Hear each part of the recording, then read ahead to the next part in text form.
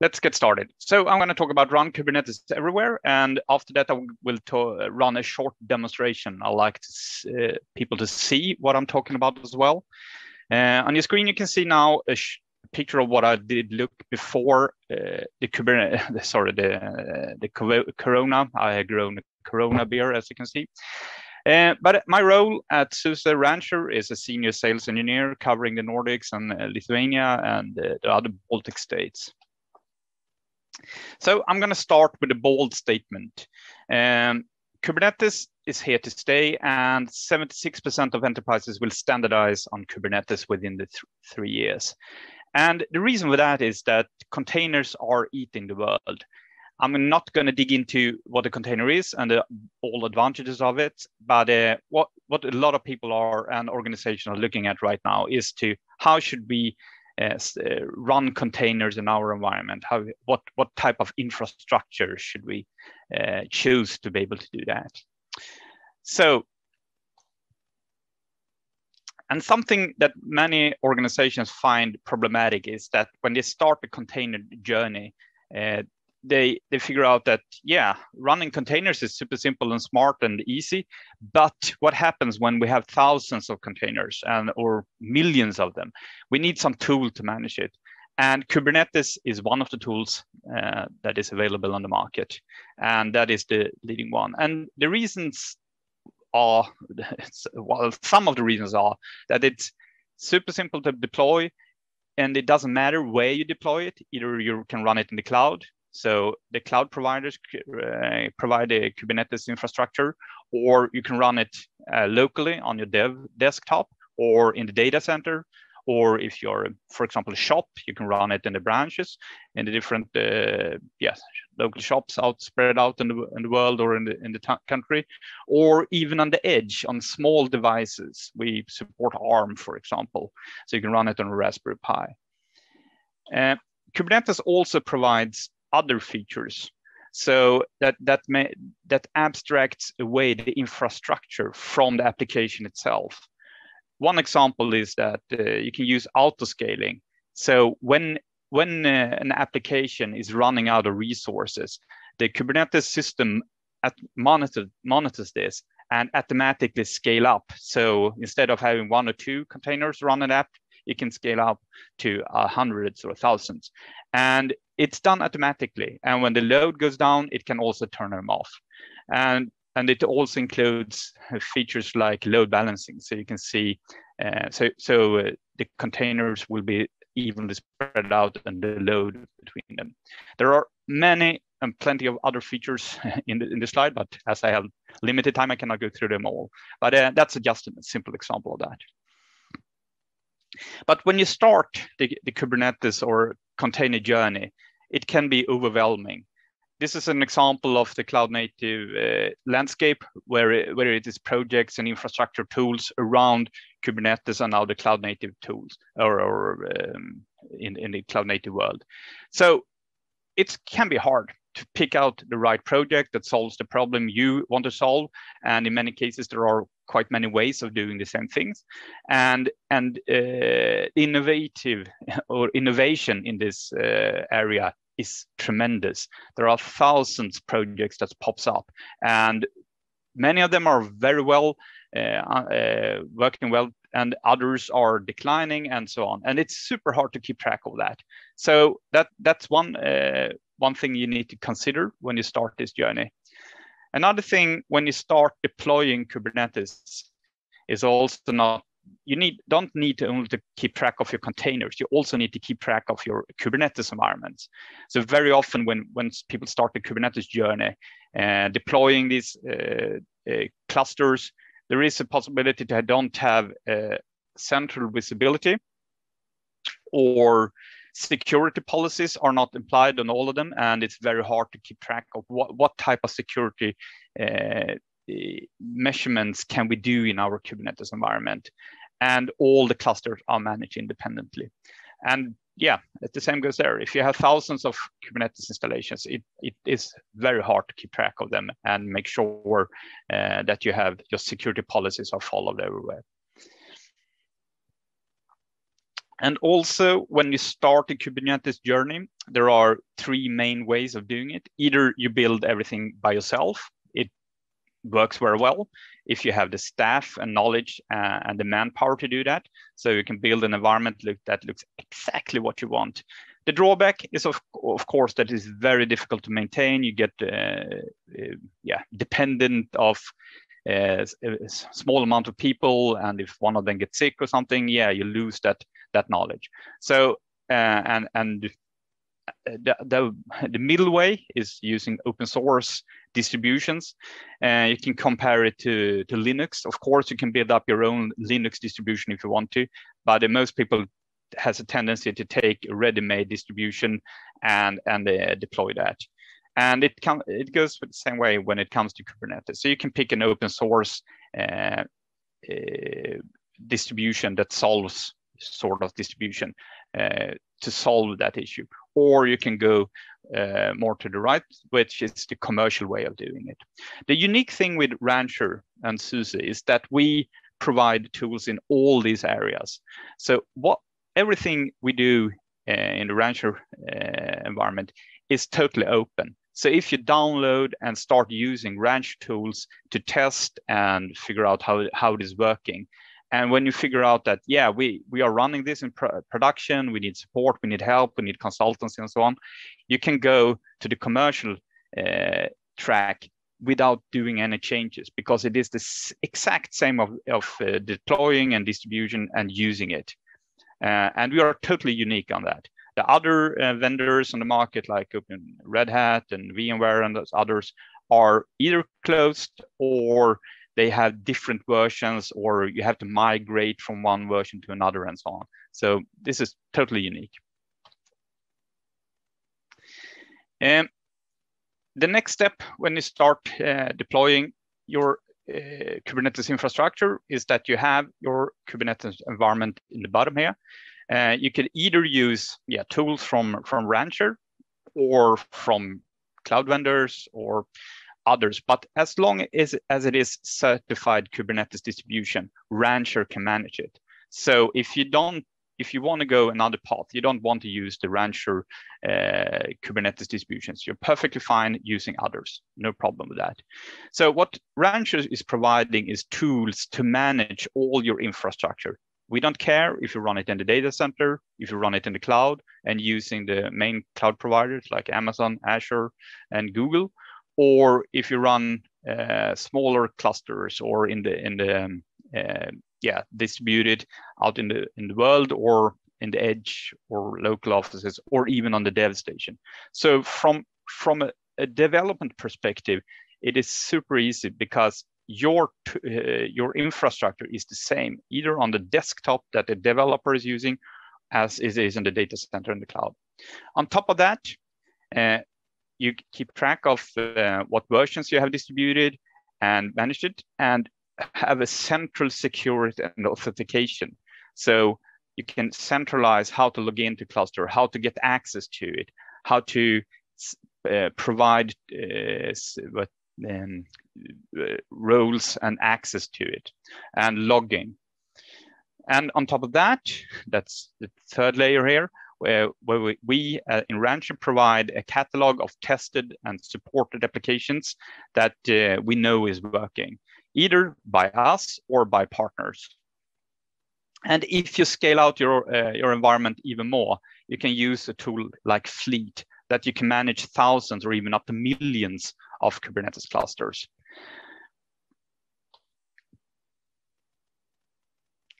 So what I will do now is a short demonstration of our technology. So what I've done is created a small Rancher cluster, kubectl get nodes. So this is the way of accessing Kubernetes. It's a kubectl or kubectl, depending on if you're American or English speaking or whatever, but kubectl, that's how I call it.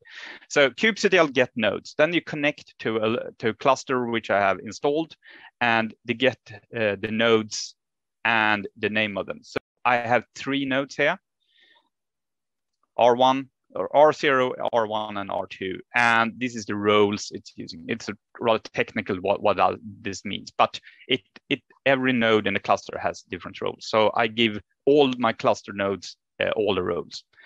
So what I will do now is jump into the Rancher GUI, as we can see here on the screen.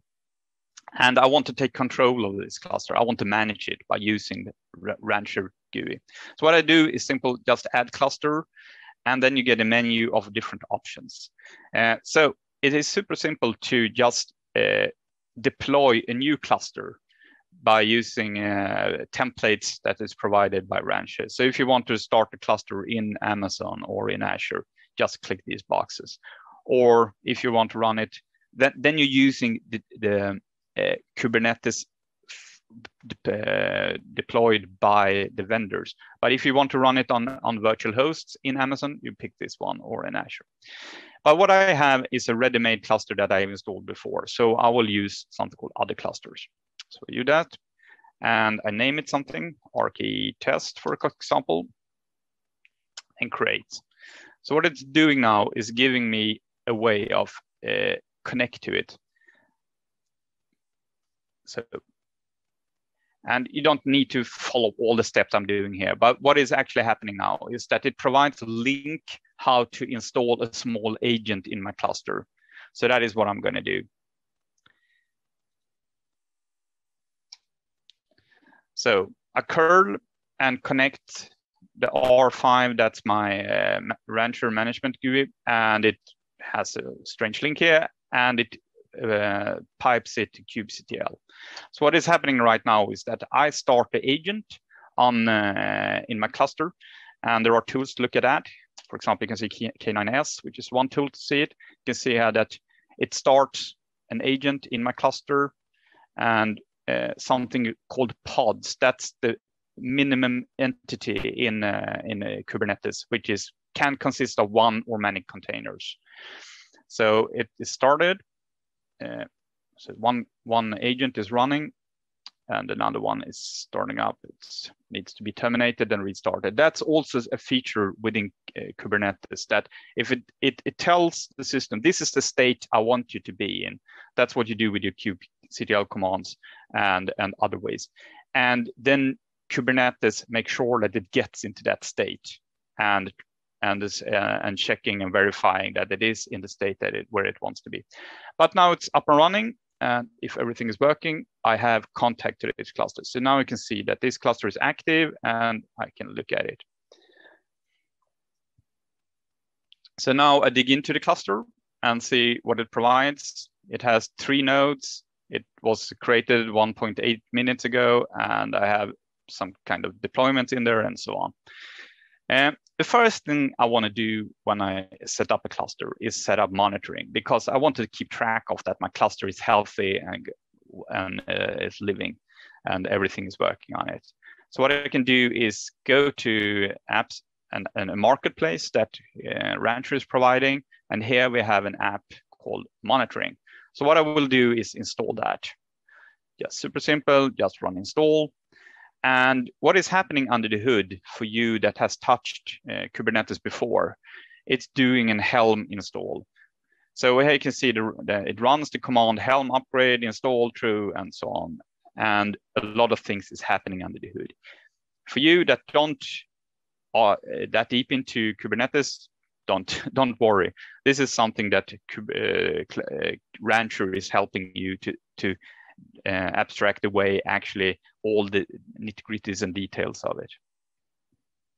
So what happened now is that it starts installing. So what I will do after this is also add a new repository. So if you're if you have an organization that wants to deploy applications in a cluster, of course you want, I can show you how to do that. So what I do now is go into chart repositories, create a new repository, and call it something like test.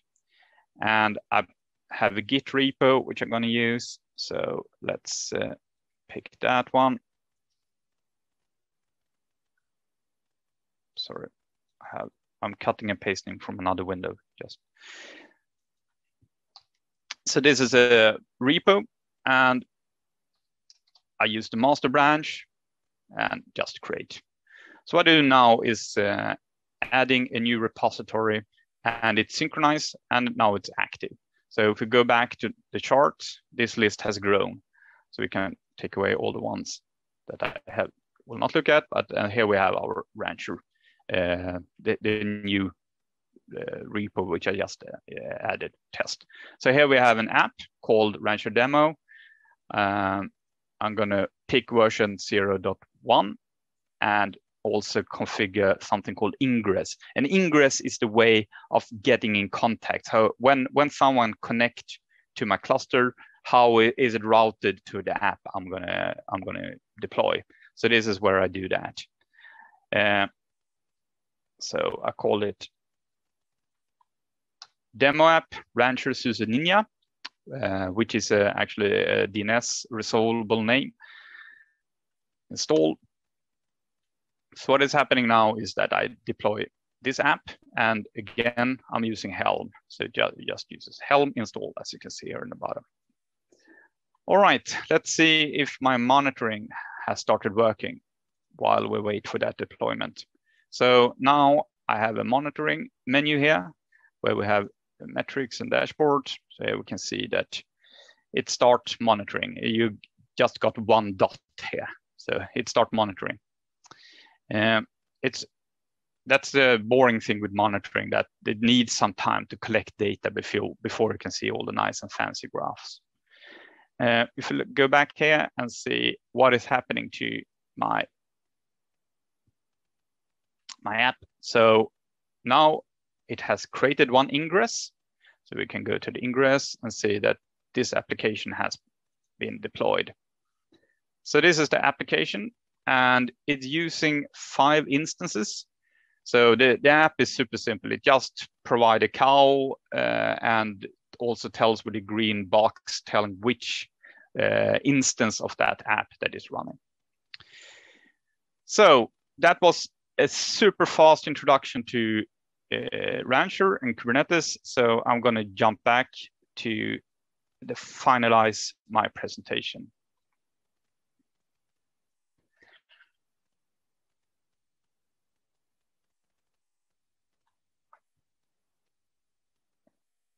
So now you can see my screen. So what I wanted you to take with you when you leave this meeting is that, yeah, deploying Kubernetes is one thing, but you need also something on top of that to manage your Kubernetes clusters. And yeah, so you need some kind of centralized management. So you can make sure that you fulfill your security requirements, that you have a centralized login and access control in your environment. And one last thing I want to mention is also that there is a webinar in that Piedāvājam is providing, and it's 18th of February at 1400 Central European time. So that's add an extra hour for you guys. So it's 1500 Central your Eastern European time. All right, that's about that. I'm open for questions if you have any. Yes, we do have some questions that came in through Slido. Oh, thanks. So the first question, do you believe it's important to talk about how the apps themselves must fit containerization practices too? For example, 12-factor apps. Yeah, definitely. That's a journey that a lot of organizations is going through right now, to pick the applications they want to containerize. Not every application is a good app to start with. Some of them have a long history, has been there running for years and so on. So maybe you should not start with that one. Start with a smaller, simpler app. And yeah, I'm glad that you mentioned 12-factor app development. That's a rule set, how to deploy or how to develop applications that is fulfilling the cloud native way of programming. So the scaling is working, so the logging is working. So that the storage for an app should not be inside its app, it should be outside, because then you can crash the app and restart it again and the data is still there. There are 12 rules called 12-factor app development way. I think they have added some extra, so I think it is around 60 in the these days. But yeah, start with the 12-factor app and go to 12factorapp.org and look there for more information about that. Good question. Yeah, thank you. And the other one is how large has to be an issue to start solving it using technology that you are talking about? The person questioning this is saying that guess that it's not worth for kind of hello world type of tasks. Yeah, that's a very good question, because I also talked about several layers. The first layer is like deploying containers. So when you run, I don't know, maybe 10 or 100 applications containerized, yeah, then you can work with tools like Docker and run everything without any container management tools. But when you go beyond that, or you need more control, like making sure that it's scaling, or you abstract away the network, or you need an ingress controller, or you need an external way of accessing it when it comes to HTTPS, like SSL encryption and so on. You probably need to abstract things away. So that's when, so it depends on the type of deployment and how important they are, and what type of application it is. The next layer is also, then you go to probably Kubernetes, like 76% of the organizations are doing. So that's most likely. But then you get a Kubernetes layer to manage your containers. But then the issue here is that you probably end up with very many Kubernetes installations as well. So you must think of, how do we manage many Kubernetes clusters? And you can start with the graphical interface I showed, the Rancher Management GUI. But the next level is also, that works up to a certain level. I don't know the number, because that's also dependent. But when you got thousands of Kubernetes cluster, how do we manage that? Yeah, that's something I just touched briefly on. We have a tool called Fleet, where you treat your Kubernetes clusters as software. So you deploy them and manage them by using CI/CD tools, which is the modern way of deploying applications and develop applications. A long answer to short question, but it's a very open question, so that's why I answered so long. Sorry about that. Sure, Peter. What is that machine behind you with Linux Penguin sitting on it? Yeah, it's a arcade machine I built together with my kids. You built it? Okay. Yeah, I built it. It's a Raspberry Pi underneath it, and I'm using a distribution called RetroPie. Very funny, and but yeah, maybe the games are better in the memory lane than in real life. Yeah, I'm not playing that much on it, but it's rather fun to spin it up and look at Pac-Man and the old games that I had when I was a kid. Nice. Thank you. All right. Thank you, Peter, so much. Bye-bye. Thank you very much. Bye.